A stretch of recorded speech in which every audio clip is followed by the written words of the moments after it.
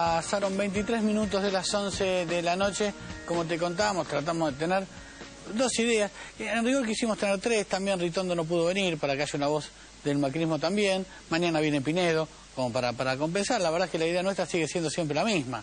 Nosotros preguntamos desde el lugar que nos sentimos cómodos. Tenemos una mirada del mundo, pero desde ahí tratamos de escuchar todas las voces y de preguntarle a todo el mundo. Mañana viene Pinedo, que quizás es la opinión que nos está faltando esta noche, pero bueno, hay una hora de tiempo y así vamos escuchando a todo el mundo.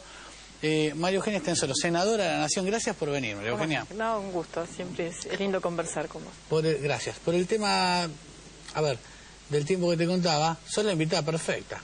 Pues sos opositor en la ciudad y opositor en la Nación, de tal modo que sintetizo dos opositores en un solo reportaje. Sí, bueno, yo no me siento opositora, sino alguien que está buscando una manera de hacer política y de pensar la sociedad y el Estado, el gobierno de otra manera. Así que, pero no me defino como opositora, ¿no? Pero no, sí. De hecho, bueno, te hemos visto, pese a que tenés una mirada muy crítica sobre el kirchnerismo, te hemos visto rescatar algunas cuestiones. A propósito de eso, si querés empezando por ahí. Sí.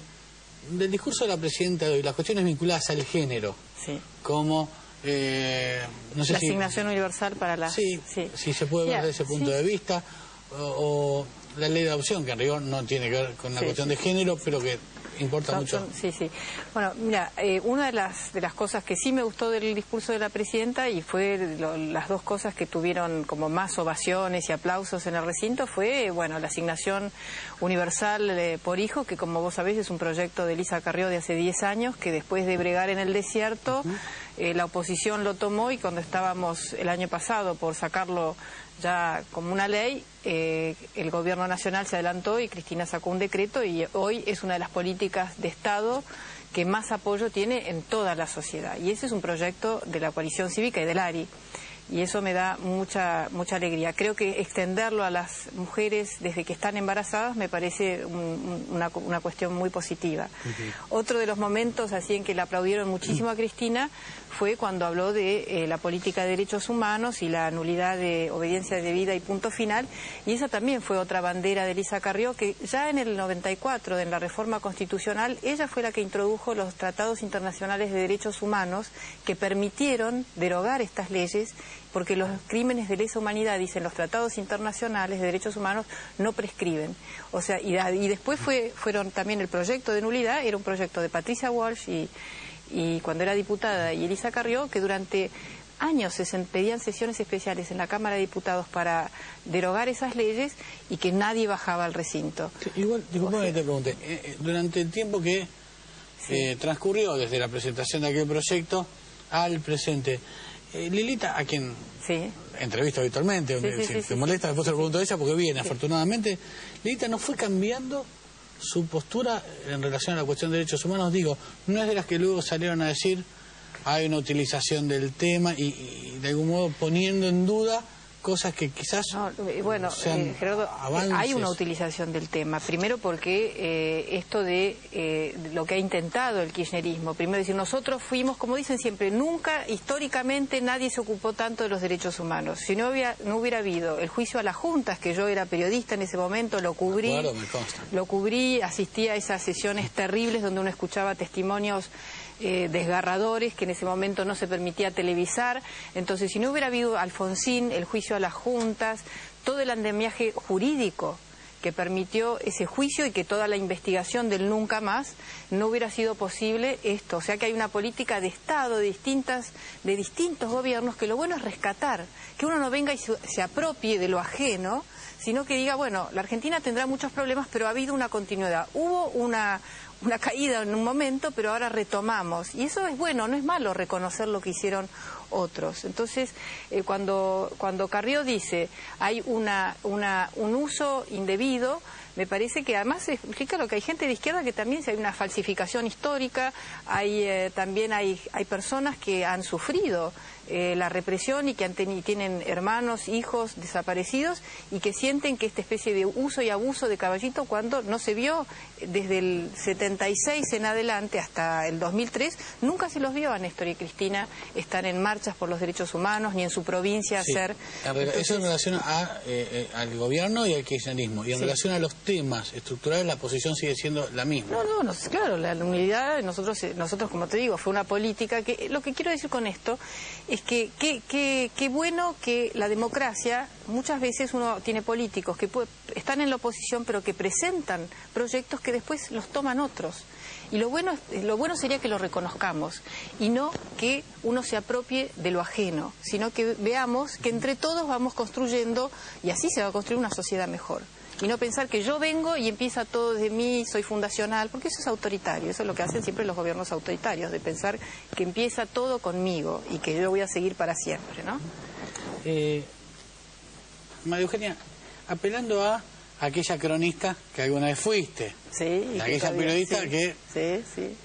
Y que me alegra lo que dijiste al principio, de que en tu programa vos te gusta invitar a personas de distintas ideologías y puntos de vista. Más allá de lo que vos pienses. No, claro. Porque me parece que revalorizar el rol del periodista y del periodismo, donde uno puede tener sus ideas, pero eso no quiere decir que va a tapar, ¿no?, la realidad, y que uno tiene que solamente hacer esto del periodismo, no peronismo militante. Es peronismo militante y periodismo militante que de alguna manera niega la posibilidad de hay periodismo militante de varios colores, pero, pero más allá de eso, yo quería, te agradezco igual el piropo, en rigor que lo que quería era apelar a tu lado cronista para que me cuentes, más allá de tu posición, y por cierto la de escuchar tu proyecto por la ciudad, ¿qué hubieras contado primero? Viste que el comienzo de una crónica, como mencioné alguna vez en Cailini, que es un periodista extraordinario, es lo primero que le contarías a tu tía. ¿Qué es lo primero que hubieras contado de la crónica del discurso de Cristina, que presenciaste como senadora de la Nación, y de la crónica del discurso de Macri, al que fuiste como una dirigente que se está ocupando de la ciudad? Lo primero que me contarías como cronista de cada una de las dos. Bueno, del discurso de Cristina hubiera dicho que ella siempre es muy impactante, porque realmente es una gran oradora. Ahora, en todo ese hora y cuarto que duró el discurso, no habló de las cosas más importantes. Vos se lo preguntaste a Pichetto recién. ¿Cómo no hablar de la inflación? Que no es que la oposición hablamos de la inflación. Hablan 40 millones de argentinos que todos los días no saben cómo va a ser para pagar el supermercado, el alquiler, porque no es solamente las cadenas de supermercados, como dijo, que fijan los precios. Son los alquileres, son los aumentos de salarios que te piden los empleados. Bueno, es el 50% de la población que no tiene salarios en blanco, lamentablemente, y los aumentos que se dan de acuerdo a las paritarias no les llegan. Entonces, hay una sociedad que no sabe cómo llegar a fin de mes. Entonces, la inflación estuvo ausente, entonces diría, se habló de muchas cosas, pero no se habló de lo principal, la inflación y la inseguridad. El gobierno nacional no se puede desresponsabilizar del tema de la inseguridad. Sin embargo, discúlpame, ¿no notas un cambio en este punto? Ahora la inseguridad, o la cuestión de la seguridad, entró en la agenda del gobierno. Digo, en Twitter leí justamente a la presidenta hace horas contar que van a sacar más policías a la calle. Digo, sí, ya no es una percepción equivocada, como la inflación sigue siendo una percepción equivocada. Ahora la inseguridad ya se toma como dato de la realidad. ¿Seguís en Twitter a la presidenta? No, yo no tengo Twitter, no. Ah, debieras, No, sí, pero no, realmente sí. Para seguir de ese tipo de chismes y eso no. No, bueno, chisme, es lo que dice la presidenta, si te recomiendo para saber en qué anda. No creo que lo escriba ella tampoco, porque debe tener otras cosas más importantes que estar tuiteando. No me parece mal que lo hagan, pero los funcionarios me parece que tenemos otras cosas más importantes que hacer, salvo cuando queremos anunciar algo brevemente, pero estar contestándole a otro político... No, eso no lo hace, no es que responde, sino que cuenta en 140 caracteres algunos puntos, como en este caso apareció la cuestión de acciones de gobierno por la cuestión de seguridad, y como vos decías, quizás se diferencia de la cuestión de inflación en ese punto, ¿no? María Eugenia, y sobre el discurso de Macri, que... Y el discurso de Macri me pareció, y lo digo con todo respeto, pero de una enorme pobreza. Primero dijo, yo no voy a dar cuenta de mi gestión del último año, que es de lo que se trata la apertura de la sesión legislativa siempre. Cristina dijo, vengo a dar cuentas de la administración de mi gobierno. Macri dijo, no, acá hay un libro para los que lo quieran leer, que ni siquiera se repartió ni a todos los periodistas, ni a todos los presentes. Y en realidad él está hablando a la legislatura y también le estaba hablando a los ciudadanos de Buenos Aires. Entonces no hay en un libro donde yo digo y después paso a otra cosa. Pero más allá de eso, así como Cristina habla sin leer y realmente es una oradora que tiene gran histrionismo y capacidad de oratoria. Macri leyó porque no es su fuerte la oratoria. Pero realmente, por ejemplo, empezó diciendo que había un programa muy bueno donde se le da alimentación a 2.000 niños y que ahora se lo quiere extender y seguramente será para 2.500 o 3.000, cuando estamos hablando de una ciudad de 3 millones de personas. Eso no es un programa para... sobre todo en una ciudad donde el año pasado, en el 2009, perdón, aumentó la mortalidad infantil. Sí, que entonces, es un dato muy loco. Muy ¿no? loco. Digo, no, es terrible. Porque estamos en también, sí, realmente una de las regiones más ricas del país. Que es la región más rica del país. Hemos conocido, es la región más rica, tiene el PBI per cápita. Nosotros tenemos un PBI similar al de Portugal, de un país de los europeos, no los más ricos, pero ya tenemos la ciudad de Buenos Aires. Entonces, que haya aumentado la mortalidad infantil, y hay toda la zona sur, y además la mortalidad infantil en la zona sur es mucho más alta que en el resto de la ciudad. Bueno, pensar que un programa de alimentación para 2.000 chicos puede ser el gran logro en términos de nutrición infantil es más propio de una ONG que de una ciudad que, así como el gobierno nacional tiene hoy el presupuesto más alto de la historia democrática y tal vez de muchas décadas, la ciudad de Buenos Aires también. Y esa es una de las razones, Gerardo, por las cuales yo decidí postularme para gobernar la ciudad de Buenos Aires, porque creo que estamos viviendo un momento único y no hay una visión ni una propuesta de sociedad ni de ciudad que queremos, aprovechando que ahora sí hay recursos. Hay otros momentos donde los gobernantes quieren hacer cosas y no pueden porque tienen una restricción económica muy grande.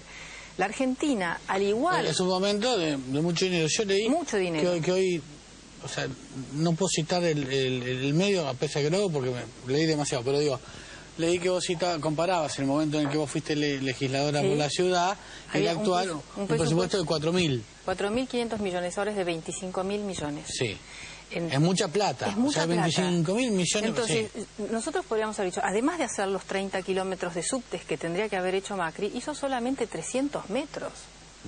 Y tiene la plata, además porque el presupuesto es muy alto, pero más porque pidió un crédito, la legislatura se lo autorizó, pidió un crédito internacional, 300 millones de dólares en el 2009, nunca lo utilizó, el crédito ese está en el Banco Ciudad, lo tomó al 12% y en el Banco Ciudad da el 6%.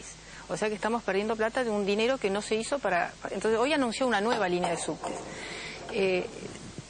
Con todo ese dinero, ¿qué hubiéramos hecho? No reparar las escuelas, que ya está. Reparar las escuelas sí, pero hacer edificios para doble turno, hacer una red de jardines maternales para que realmente los padres y madres puedan dejar a sus hijos en las guarderías e ir a trabajar, porque hay una escasez de guarderías fenomenal. Sí, está bravísimo. Fenomenal. Encima que es para los que menos recursos tienen, digo. Entonces, porque a nivel privado es la ciudad que más opciones te da. ¿En qué idioma querés que te hable el nene? Sí. El problema es justamente el que no accede, ¿no? Hay un gran problema que cada vez son más los que optan por la educación privada en la ciudad, incluso personas de bajos recursos, porque no sienten, y esto es un problema serio, que la escuela pública los contiene y además les da la educación que necesitan. Entonces, cuando uno tiene mucho dinero, y no es solamente este año, han sido varios años de presupuestos muy altos, que todos los años crecen así exponencialmente, uno no ve una mejora en los hospitales.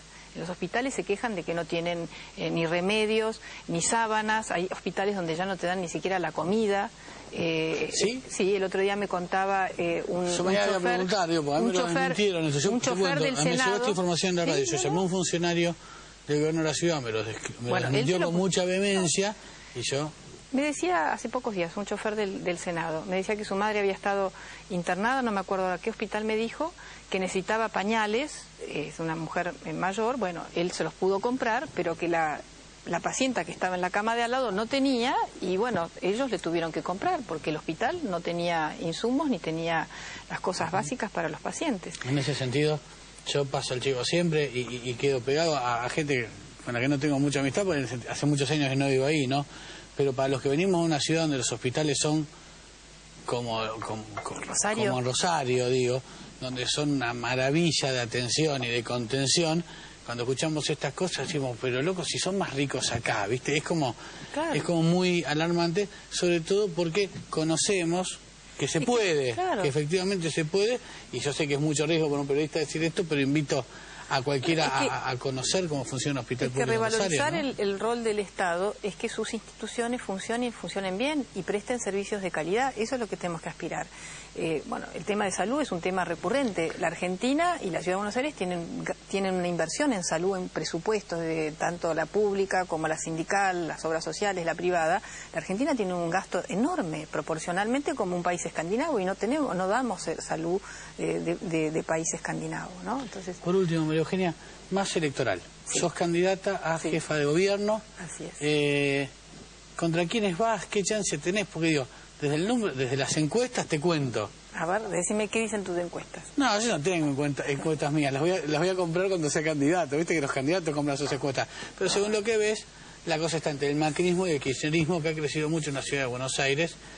Una tercera fuerza en la elección pasada, esto no es una encuesta, sino un dato que nos quedó muy grabado a todos, que fue la extraordinaria elección de Pino Solanas. ¿Qué chance tenés? Mira, es una elección que está muy polarizada. Así como a nivel nacional para Cristina Kirchner, si es que ella es la candidata, Macri sería su rival ideal. Recién hablábamos con Rosendo Fraga, que salía de acá, donde decía, claro, porque entonces es una discusión solamente ideológica, ¿no? Y no se hablan de los problemas reales. Entonces, si va Macri es la derecha, el otro es la izquierda y se polariza. Es una discusión sobre lo que piensa, sobre el discurso del gobierno nacional, el discurso del gobierno de la ciudad, y no sobre las gestiones. Y no sobre las gestiones ni los problemas reales, que fue parte del discurso hoy de Cristina. Y en la ciudad también se va a buscar ese escenario de polarización. Yo creo que la tercera opción va a ser la coalición cívica, seguro. Y las encuestas, que yo tengo encuestas propias, que no las compramos para manipularlas, sino para saber realmente dónde estamos parados. Hoy estamos, la coalición cívica y Proyecto Sur, estamos en el mismo nivel, con Lozano. Porque Pino Solanas no transfiere el caudal de votos que sacó en la última elección a Lozano. Lozano es candidato propio, del mismo modo que yo tengo que ganarme los votos yo misma. No son los votos solamente de Elisa Carrió, parte son los de la coalición cívica de Elisa Carrió, sin duda, pero no es el total del caudal de votos. Entonces, en este momento, Lozano y yo estamos en un nivel similar. Pues yo ya empiezo a chusmear porque no arrancó. ¿Y en cuánto están? Ponele. Ah, eso no te voy a decir, eso tenés que hacer tu trabajo de periodista, porque pero no tenemos. Yo creo que lo que tenemos que en la Argentina empezar a hablar de los problemas reales, porque solamente la ideología es importante, pero no es lo único. No podemos decir por qué. No, pero es el marco, es la manera, son las herramientas con las que encarás los problemas reales.